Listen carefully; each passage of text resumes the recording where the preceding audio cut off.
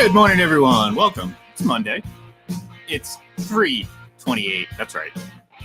Sorry, Falcons fans. I'm just never going to let that down.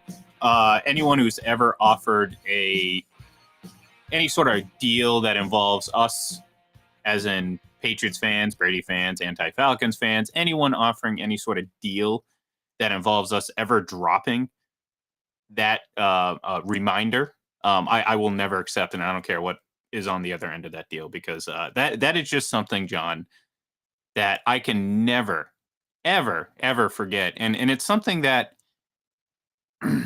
I find in everyday things. Like 328, it just happens to pop up in so many different ways, fashions, forms, and everything like that. I can never not live my life and not be able to remind Falcons fans of that anytime it comes up. So, John, happy 328. Happy 328. It happens twice a day, right? 328 a.m., 28 p.m. So there you go with that. But it does seem to show up from time to time.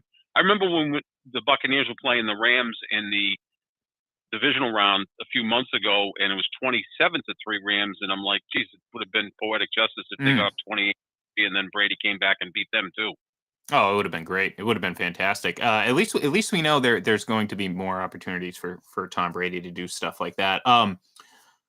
It's been relatively quiet. Again, relative to the start of free agency, we haven't had a trade, a significant one of any kind, over the last 48 hours, which is kind of a little bit different. But I guess we can't keep this pace the entire offseason, John. I mean, I think we're kind of running out of players to actually be traded.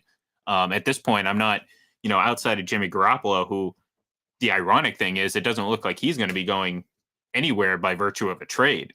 It seems more likely he'll get cut than get traded. And why would you trade? I mean, first of all, what teams out there are quarterback needy? Well, you think about the Panthers, they'd probably be interested, and the Seahawks. But you could probably wipe the Seahawks off the list of potential trade candidates for Jimmy Garoppolo because, well, they're in the same division. And I can't foresee the 49ers trading, whatever you think of Jimmy Garoppolo, trading a NFL capable franchise quarterback to your division rival to give them basically a stopgap between their franchise, losing their franchise quarterback, and maybe finding their next one. Because, excuse me, I would absolutely believe that Jimmy Garoppolo is an upgrade over Drew Lock. So, yeah, I wouldn't imagine the Seahawks are involved. And then outside of that, it's like, okay, what other teams are looking for a quarterback now? Yeah, I mean, Atlanta signed Marcus Mariota. I don't know how long that's going to last. But when you look at Garoppolo and Baker Mayfield, they're two quarterbacks that are in limbo right now. They're both coming off of off-season surgery, so that's kind of delayed their return. And also the fact that I don't know if San Francisco is ready to just hand over the reins to Trey Lance. Maybe they keep Garoppolo around for another season. Maybe he's the starter until he's not, and then Trey Lance comes in.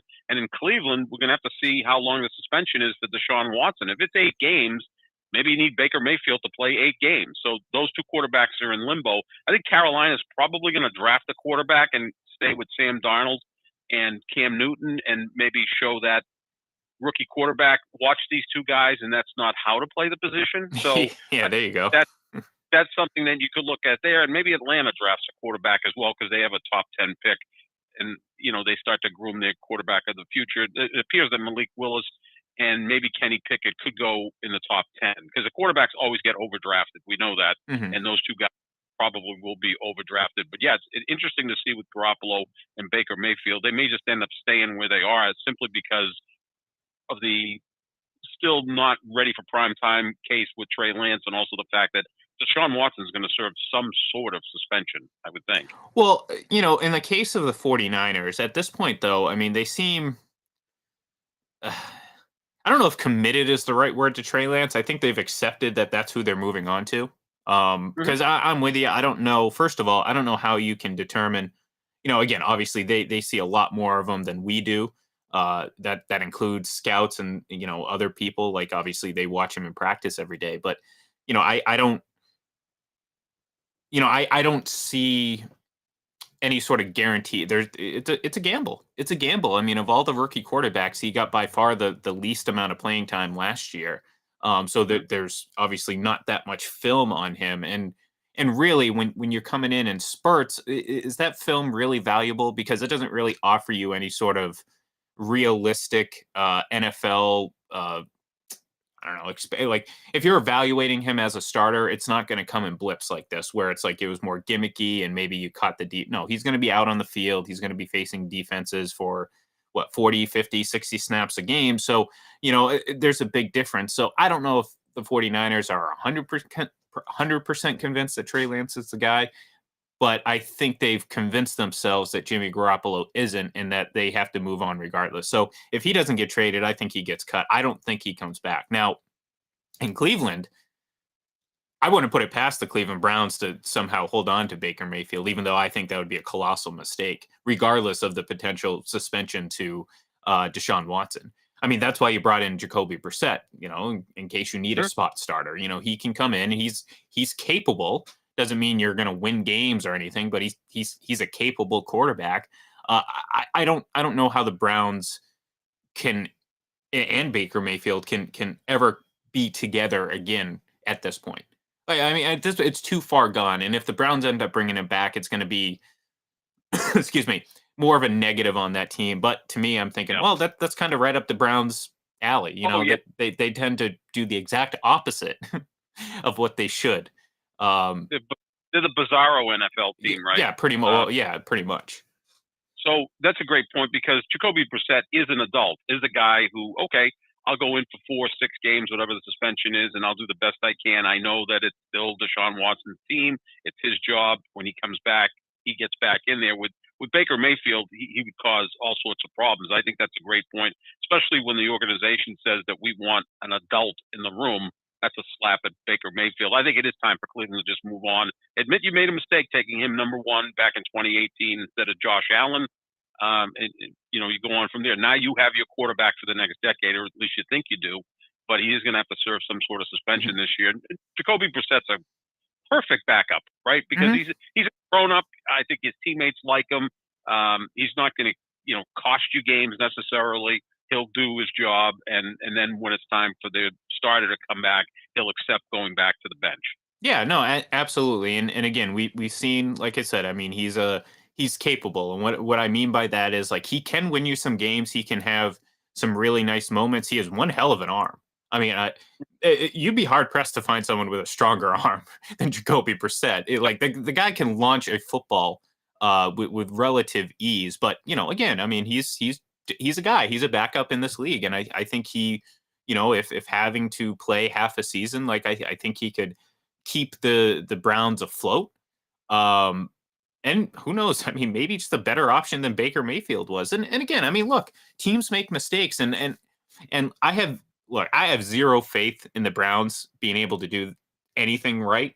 So in my mind, they're probably going to bring back Baker Mayfield. They're going to, at some point do some sort of platoon thing, which is really going to blow up in their face. And you know what I mean? It's the Browns. So I expect the worst out of them. But if they were smart and if they were wise, they would just cut their losses now. If they have to cut, same thing with the 49ers. If they have to cut them, they have to cut them.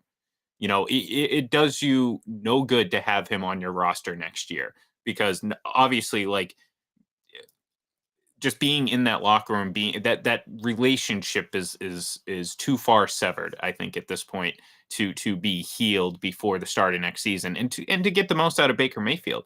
Because I don't think either of us believe that he's a mentally strong quarterback. So to me, if you throw him out there as a Cleveland Brown starter, I mean, good God, I mean, that's going to be an absolute disaster because one mistake, one bad play, and it's going to happen. To me, it's just that's a slippery slope, and you're talking about a disaster. Whereas, like, you can be an inferior team for half a season with Jacoby Brissett, but not lose the foundation of you could lose a lot having Baker Mayfield play any sort of games, any number of games for the Cleveland Browns next year. Sure, because Mayfield is emotionally immature. Hmm. Seems to be very thin-skinned. Everything is a slight, and this is how he kind of has gotten to where he got to. I still can't believe he was the first pick in the draft. I really can't. And The reason being, usually the first pick in the draft, when it's a quarterback, it's kind of like this awesome specimen, right? Like John Elway or Troy Aikman or Not in recent years though. No, I in the last 10 or Kyler, 15 Kyler years. Murray. Kyler Murray kind of fits into, okay, this Eh, guy's kind of, well, and we're I you know, think I would kind of say seeing I would that was a mistake too. I would say this, John. I think over the last 10 or 15 years, it's not so much about the specimen anymore. It's just about drafting a quarterback. So, one year you can have a class that's great, and next year you'll have a class that's mediocre at best, but it doesn't change anything. Whoever's the best of that class is going to end up going first overall because generally the Yeah, teams drafting first overall need quarterback. So, I would say it's not so much that's the priority anymore. So like, we see Jared Goff, Carson Wentz. I mean, again, every year we're seeing quarterbacks go one or two overall, and I think you're seeing fewer of the can't miss prospects. Whereas before it used to be that's who those spots were reserved for. yeah, right. Because Andrew Luck was a can't miss prospect. Yeah, Obviously, Peyton, exactly. John Elway, and most people feel Trevor Lawrence is that guy just from a year Well, ago. We'll see well, what. Andrew Luck was 10 years ago. Right, You know, 2012.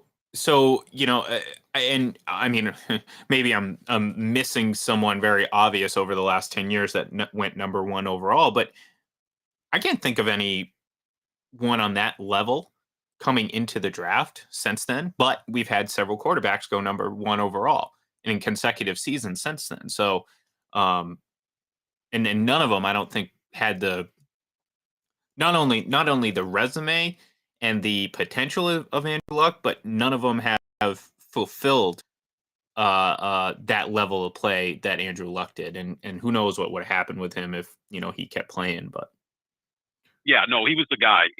Everyone said this is the best quarterback prospect since Peyton Manning, or maybe even John Elway, who to me is the gold standard of quarterback prospects.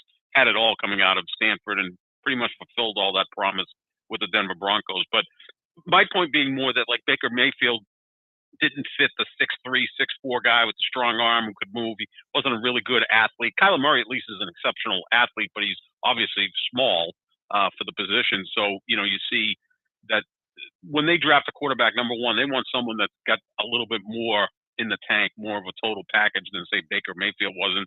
From all reports where they were torn between Baker Mayfield and Josh Allen, and they picked Baker Mayfield. well, well, Maybe Josh Allen doesn't develop the way he did in Buffalo because he got Brian Daboll as his offensive coordinator and things worked out. well, think about this too. Some of these guys, a lot of these guys, is like sometimes it's like a year before they're drafted, we're not even talking about them, but they Mm-hmm. have this meteoric rise over the course of one season. We saw it with Joe Burrow. Doesn't mean what I mean. Who knows what's going to happen? Like I think we both believe he's going to be a good quarterback, but there's no sure thing moving forward. And I think a lot of people. Whereas now, correct me if I'm wrong. Peyton Manning played how many seasons at Tennessee? All 4 years. Yeah, yeah, exactly. I couldn't remember if it was 3 or 4, but yeah, I mean, 4 seasons. Like by the time he was like, who Peyton Manning was, like what Sure. I mean. Like you knew who he was going to be a year or two before he got drafted. Whereas some of these quarterbacks, it's like same thing. Baker Mayfield had a great season leading up to the draft, which really elevated his stock, and that's kind of how teams focus now. It's like, okay, who's the hot prospect? Who's that guy? Who's going out there throwing a bunch of yards, this, that, and the other, can't miss. It's not so much about the long term, excuse me, growth. It's about kind of it epitomizes how we cover sports now. It's like, what have you done for me lately, or what's in the moment? And I think that's an issue because you're getting a lot more misses like at quarterback. I mean, we talked about Baker Mayfield going first overall, and in hindsight, obviously that looks like a bad move. But if you go back to that draft, I mean, he was getting hyped beyond belief. Mm-hmm. And, he had a relatively strong season. But, outside of that, it was like you're banking your entire future on one really good season from an undersized quarterback at the collegiate level. And that's happening way, way too often. And yeah, so I agree with you. Like, I mean, it should, those can't miss prospects are few and far between. It's just, I think the impatience of teams and just the Mhm. the the the overemphasis on having a quarterback has forced them to just deal with like they'd rather take a quarterback than take the boring lineman or whatever that is far more NFL ready and has a far better NFL outlook. But if you have the first or second overall pick and you don't have a quarterback, well, and you don't take a quarterback, what are you doing? That's kind of the perception Mhm. out there. So yeah, it'll be yeah. We'll see what happens. Like this year, Well, like for example, like look, do you see? I mean, we talk about Malik Willis, and it's like okay, but how many elite quarterback prospects are there going to be? Like if Malik Willis was in last year's draft, would he be potentially mentioned among top 5 pick? Probably right. not, but No. he could go second overall to the Lions, and all of a sudden now he is a second overall quarterback, which again, in years past, those are a little bit more sure things where it's like, I don't know what he's going to be, especially going to the Lions. So, Look at Trey Lance last year, went third overall, and in 2019 he averaged 18 passes per game, and then in 2019 he averaged 18 passes per yeah. game. In 2020, the year of COVID, they played one game. So he doesn't come to the NFL with a lot of reps, to say the least, right? Hmm. You someone like Peyton Manning who spent 4 years at Tennessee and threw probably 1,500 passes in game throws. So he's coming to the NFL much more ready made than say Trey Lance, who is the prospect. So that's why San Francisco, they may hand him the reins in year 2, or they may decide whether it's Jimmy Garoppolo or some other veteran quarterback to make sure they have someone on hand just in case that he doesn't grow into the starting quarterback they think he will be. Well, I'll say this, at least for the 49ers sake, at least I think they know Jimmy's not the guy, and they're not Mm-hmm. stuck trying to make a decision about someone that they think could still be a good quarterback. Like, Matt, if this was like, say, a Drew Brees, Philip Rivers situation, it might be a little bit more difficult where it's like, yeah, your quarterback is, yes, he's injured. However, there's a lot of potential there with Drew Brees where it's like I think you've seen the most you can get out of Jimmy Garoppolo. So I think they Yep. know for sure that he's not the guy moving forward. I also think that they're unsure of whether or not Trey Lance is the guy. And look, I mean, at least for their sake, if they decide to just now this year just go with it and see what happens, cut your losses early if it doesn't work out. Because at this point now, it's like you're not dragging it on. He's not sitting behind another year. And then maybe in year 3 or 4, he finally gets there and you realize, oh my God, he's not the guy.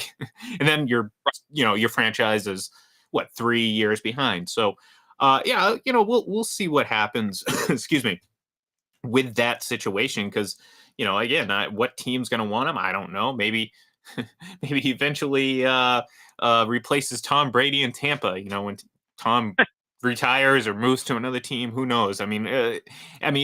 Some team is going to take on Jimmy Garoppolo. They're just going to be much more willing to do it if he's a free agent, as opposed to trying to trade assets to the 49ers to acquire a 30-year-old quarterback coming off soldier surgery with a $25 million cap hit. So Right. Exactly. Yeah.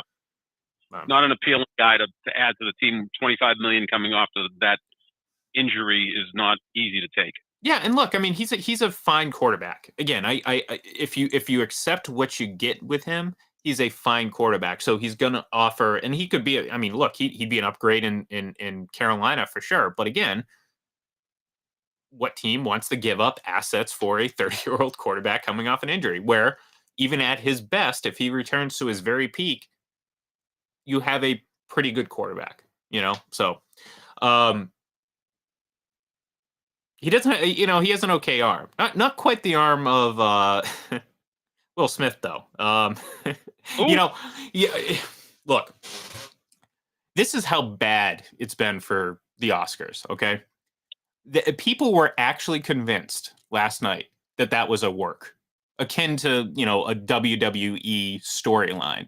That's how Right. bad the Oscars have been over the last several years. That people were willing to believe that that entire situation was a work in order to grab the folks' attention.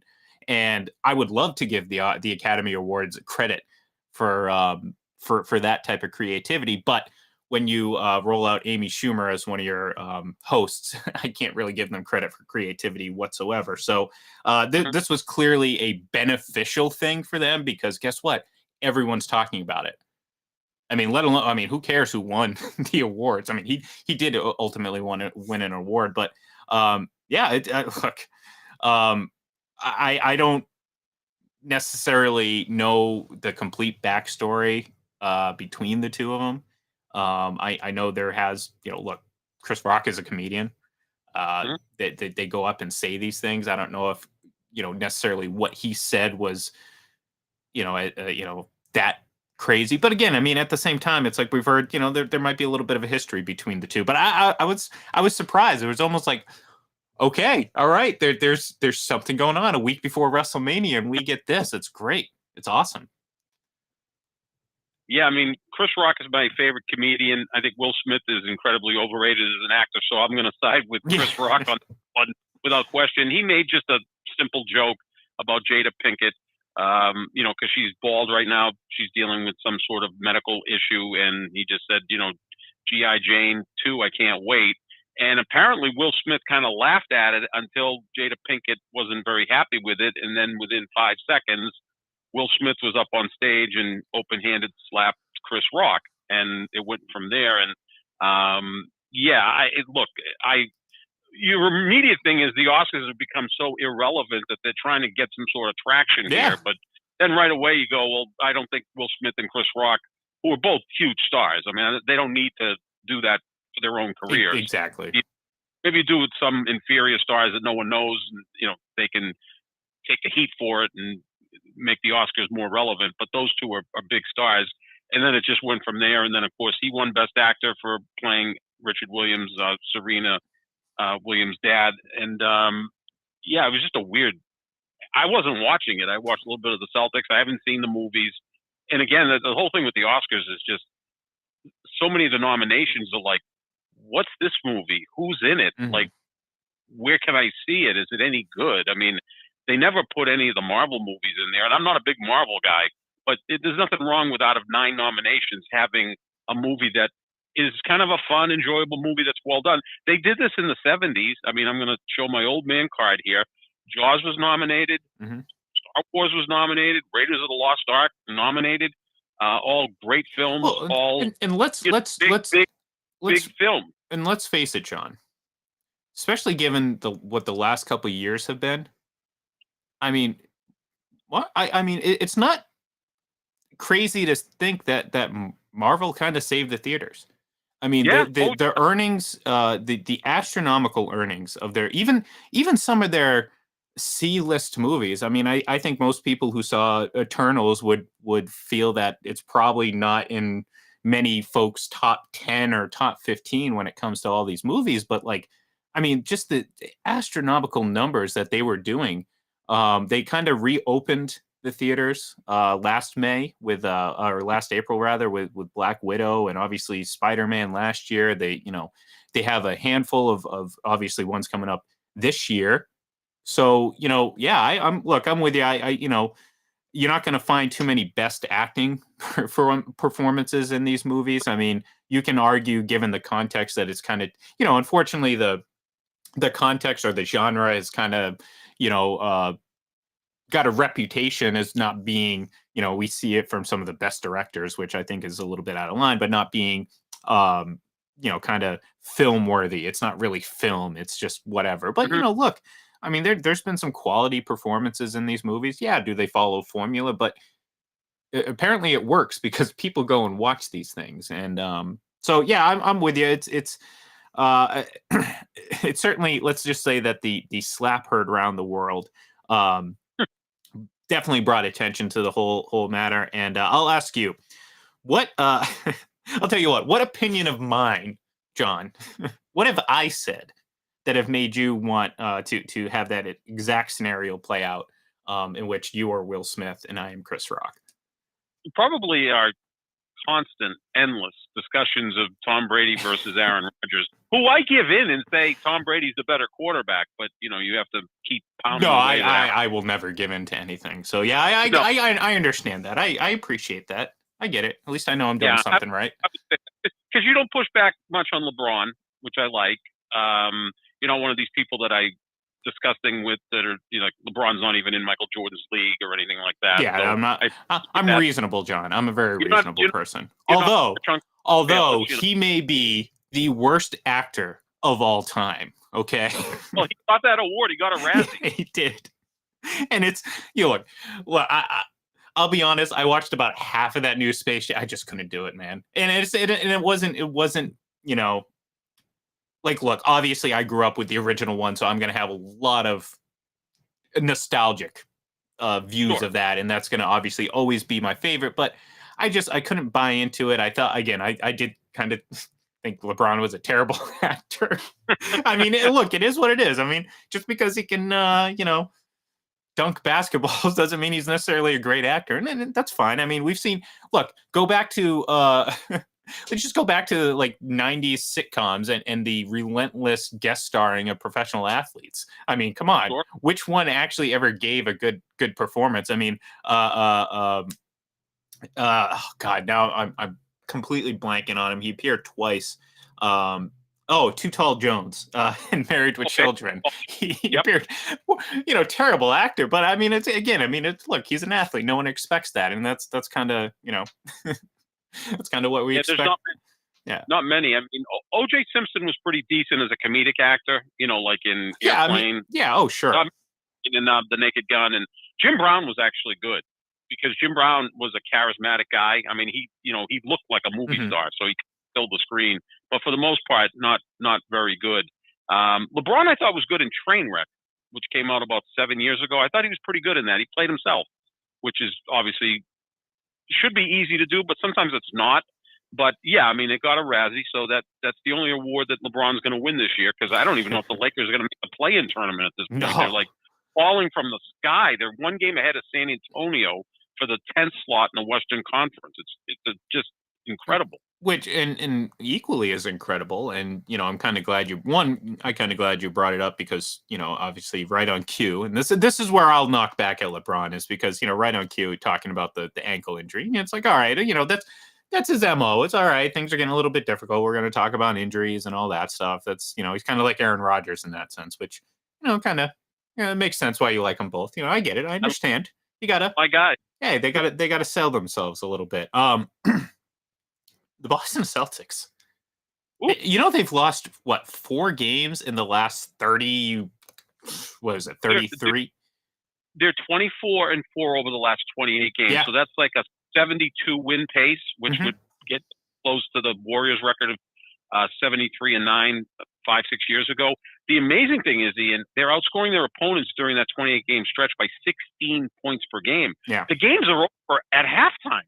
Like I watched the first half and it's 72-49, and I'm like, yeah, that's over. The thing is, they play such good defense that teams aren't going to crawl back against them. It's just amazing. I mean, this is just one of the most amazing runs I've ever seen because for a year and a half, this was nothing but a 500 team that was disappointing. The players looked like they didn't even like playing with each other. Now it feels like they have a collegiate atmosphere on the sideline.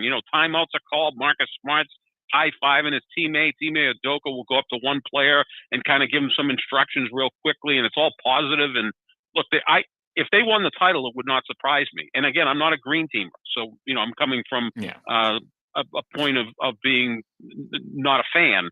But they are just playing some sensational basketball. I'm a little worried now. Rob Williams is going to miss tonight's game with a knee. That's going to be a problem because he is injury prone and he's been fairly healthy this year. Horford's out for personal reasons, and I think they're going to give Jason Tatum and Jaylen Brown, or maybe at least one of them, the night off because they're having some knee issues. Give them that maintenance day because you play a big game against Miami on Wednesday. So, I would say there's a chance they lose tonight in Toronto. But they've been playing so well, Lord knows Marcus Smart might go out and get 37 points. Well, and that's the thing. To your point, I mean, there was a time where for several seasons they were only trending upward. There's nothing that could happen that could buck this trend. They were on their way. They had but to your point, they just all of a sudden they started going backwards. And it's like when you're climbing up a hill, a very steep cliff, and you get kind of 3/4 of the way up, and then you start to slide backwards. It's almost impossible to get back up to that. and they've Right. somehow managed to do it. Now, it took a lot. I mean, there were certainly struggles at the beginning of the year. I mean, it seems incredible that there were any sort of coaching concerns, but there were. Yeah. Like even so early on, you're thinking, "Oh my God, is this going to be what's his face? Oh God, Barry, the hockey commentator, Barry Melrose in Tampa Oh, Bay. oh He yeah. lasted Yeah. about 12 games when he came back to Right. coach, and that was it. They were like, you know what? We clearly made a mistake, and now we're number one seed in the East. Like they're the number one seed in the East, and it's incredible. So, which is crazy. So if you're a Boston fan and you look to their TD Garden partners, Bruins are doing the exact same thing since the Yes, they start of are. the year. So, fortunately, if you're a Boston fan, I know maybe a Super Bowl might seem a little bit out of reach at this moment, but you have two winter sport teams that are playing their best at this very moment, which is great timing because the playoffs are just around the corner. So, The Bruins um, season could it's almost July because the regular season doesn't end till the end of April, yeah, right? Because well, it there was the stretch. schedule, yeah. Well, they'll probably run a little bit more concurrently this year. I mean, they always like the playoff postseasons in both leagues. Usually, they overlap at certain points, but there's always the hockey was always a little bit ahead. They're probably going to run a little bit more Right. concurrently, which is going to make for a great 2.5 months where every night you're going to get some sort of playoff basketball or hockey, which is great. Might be time to Oh, get several more TVs on the wall. yeah, no, it's fantastic. The Bruins kind of quietly have done this because the Celtics have become a national story. It's like Hmm. 538 has them as the favorite to win the NBA championship. And, not that 538's always right, especially when it comes to presidential elections, especially when it comes to presidential elections in 2016. But, if you believe in 538 and Nate Silver, which I do, a lot of their stuff is based on numbers and it seems to be pretty accurate. They're the favorite to win the championship by a pretty large stretch. And now Hmm. you got the Bruins jockeying for position. It's really interesting. They've got a big game coming up against Toronto, I believe tomorrow night at TD Garden. Hmm. If they can get into the 2 seed and maybe avoid Tampa, I think that would be a good thing. Although they beat Tampa the other night Yeah, I was and going to say played at this well again. at this point, this would be the best I'd ever, excuse me, feel about them facing a team like Tampa, who's for the first time, heading into the postseason, starting to struggle. I mean, this team is Are fine. It's crazy to think they're finally struggling. I mean, they've lost 3 games in a row twice now in the last month, something they never do. So, um, yeah, it's going to be it's going to be a fun stretch of sports here, and of course, we have the NFL draft. So, um, that's going to do it for us here today, there, John. We're gonna wrap it up. We will be back on Wednesday. Who knows? Again, maybe we'll finally get another NFL trade. We've been waiting so long for it, but no, of course we actually kind of appreciate the little bit of a break we've had the last couple days to kind of take into account everything that's actually happened in the league because, well, generally we don't have enough time to react before the next move happens. So, but yeah, we will be back on Wednesday to kind of break down everything. Maybe we'll revisit some of the moves that we've seen so far and kind of really have a chance to, reevaluate where are these teams now? Which teams are the best in the AFC? Who is the best in the NFC?